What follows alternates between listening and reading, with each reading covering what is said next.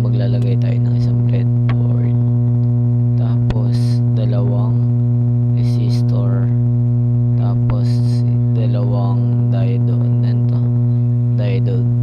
basta yun, diode, tapos isang dalawang multimeter, tapos maglalagay tayo ng power supply. Yan, power supply yan. And then okay na. Tapos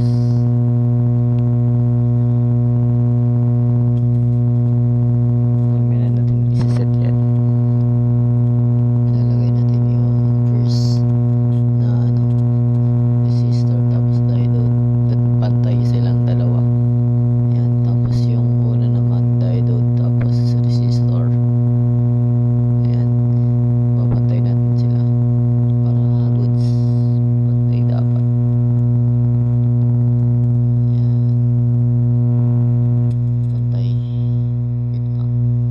Ayan, pantay na, basta pantay silang dalawa.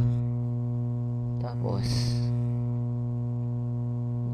set natin to sa amplifier, tapos negative, positive pala muna sa terminal 1, and then arrange. Tapos yung negative natin ilalagay natin sa cathode, basta yun, and black, tapos red, set lang natin. Tapos itong first multimeter ilalagay natin dito sa terminal 1, ayusin lang natin. Ayan. Tapos gawin natin ng negative, tapos first anode natin. Wait lang. Ayan, ayusin lang natin, basta sa dulo-dulo lang yan. Nalilito natin ako. Ano ba next gagawin? Ito yung yung terminal 2, tama ba? Ayan, terminal 2 nga, ilalagay natin dito sa dulo.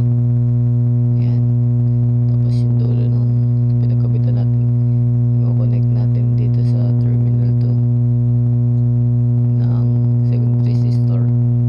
Tapos yung dulo ilalagay din natin sa terminal 2 para mag-combine siya, para okay yung natin.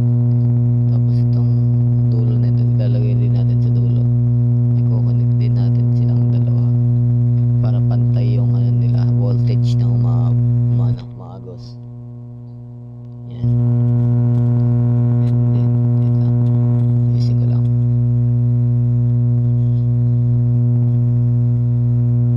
Yan, okay na. Tapos itong wait lang, ayusin lang natin yung kulay. Itong dulo ng ilalagay, i-connect natin sa terminal 1 gaya ng ginawa natin dito sa taas. Yan. And then yung negative ilalagay natin sa